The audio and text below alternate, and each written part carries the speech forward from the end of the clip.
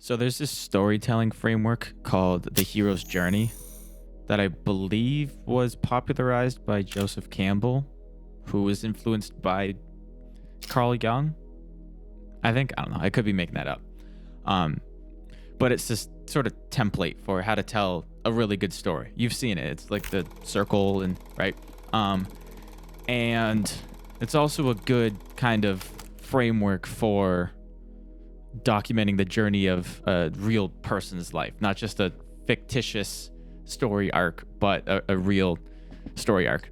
And in the hero's journey, it starts the first kind of milestone, the first kind of marker on a hero's journey is the call to adventure, which is actually, the hero's journey is represented by a distant land, a forest, a kingdom underground, beneath the waves or above the sky, a secret island, lofty mountaintops, or profound dream state. But it is always a place of strangely fluid and polymorphous beings, unimaginable torments, superhuman deeds, and impossible delight. It was basically the start of everything. And for a man specifically, a young man, starting his hero's journey in that call to adventure, it's usually not a nice place to be. It's usually not a secret island or lofty mountaintop. It is usually a place of unimaginable torments. This is often referred to as the chip on the shoulder. This is often documented and visualized in the various Gen Z TikTok edits of Thomas Shelby and Bruce Wayne. The winter arc, the great lock-in, XYZ,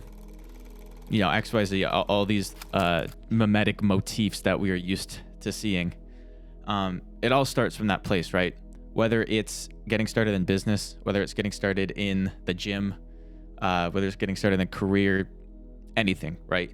It usually starts with a young guy alone in his room, fucking pissed off and fed up and ready to change his environment, ready to change his circumstance. 98% of successful case studies, if you go, read any biography or watch documentaries about great men who have accomplished great things, again, whether in business, whether in fitness, whatever, usually doesn't start with, I was just really happy and I was in a great spot and I decided to commit the next 15 years of my life to this gruesome journey towards self-actualization and greatness because I felt like it, right? It's usually this call, this desire, this need, burning the boats, no other option, the walls closing in, and fucking getting to work, right? And the problem with this is that it's a fuel source that's limited. You can't burn it forever. And there comes this turnover period where you need to start burning a better, cleaner, more long-term fuel source. And that usually looks like the opposite. Right? That usually looks like moving up on Maslow's hierarchy of needs. It stops being this place of survival where you need to fucking make it work or else the sky is gonna fall. Whether it looks like starting to think long term about a family and the future, or whether it's just falling in love with what you do and wanting to continue to put shots on the scoreboard, or whether it's finding this new obsession and this new project, or whether it's just wanting to work towards a better, brighter future. You need to replace the survival fuel source with a more actualization fuel source. And there's always this lag where you shouldn't be burning the reserve fuel source of anger and resentment and revenge. And you should be burning this cleaner fuel source of, a bit more sustainable fuel source. There's always this lag. And it's hard because nobody tells you when you're supposed to switch it. And you see a lot of guys, a lot of really successful guys who are years past needing to burn that fuel source and still are. And this shows itself in a lot of situations. The one I see the most is there's always, I see it so much with successful guys where, like, especially if they're young, successful guys, you see it a lot in the crypto space and the online business space where they get some level of success and they start needing to fill in the memories that they never got to experience as a kid.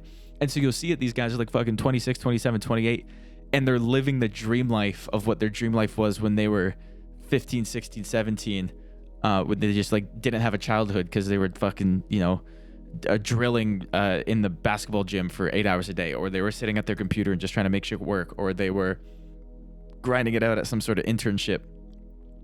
And so you have these guys who are older, right, in their late 20s, early 30s, where they just want to like basically hang out with their older brother and stay up till 4 a.m. eating pizza and playing Modern Warfare 2.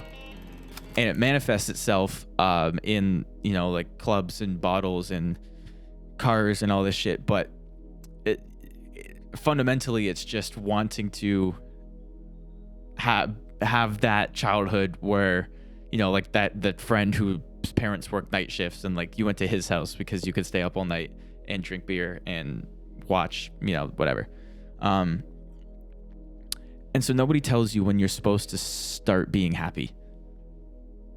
Nobody tells you when the winter arc is over and you don't need to put your skull crushers on and blast Deftones and try to, deadlift 4 plates. You can just swing some kettlebells around and go for a run and do some bench press and be healthy because, you should just want to have a healthy vessel, not needing to prove something. Where the actions you take in business are long-term actions that are compounding and are progressively working towards this growth versus needing to prove to the world that you can do it and just run up the bag and flex on everybody. You don't need to cut the hometown friends off anymore.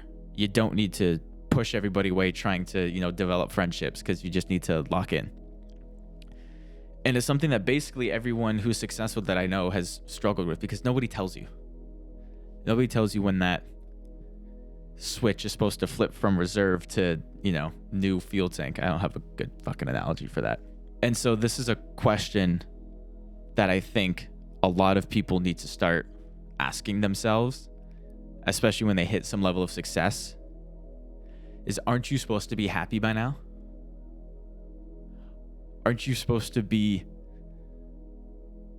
working towards sustainable growth and a happy and healthy future? Hasn't that chip on your shoulder fallen off? Haven't you proven everyone wrong already? Haven't you done the things that you said yourself? Are you not doing exactly what the younger version of yourself wanted to do? The goalposts always move. And so the answer isn't to stop pushing and stop grinding and stop working hard and be happy with where you are. Fuck that. But can't you sit and realize that you got out of the survival mode? That you did it. All right, the floor is not getting pulled from underneath you. No one's coming to set your shit on fire. No one's coming to take it from you. You're still going to have doubters. You're still going to have people that want to see you fall, but you've already proven them wrong. The hate that you get when you're first starting out is different than the hate you get when you've made it and people want to call you, like a one-hit wonder, or it's just a fluke, or you got lucky, or, must be nice, right? The fuel source will always be there, and it's not healthy, and it's not long-term, and you need to be the one to turn it, because you can be 10 years out from now with 100 times the amount of revenue, with 100 times the amount of success, and still running on this.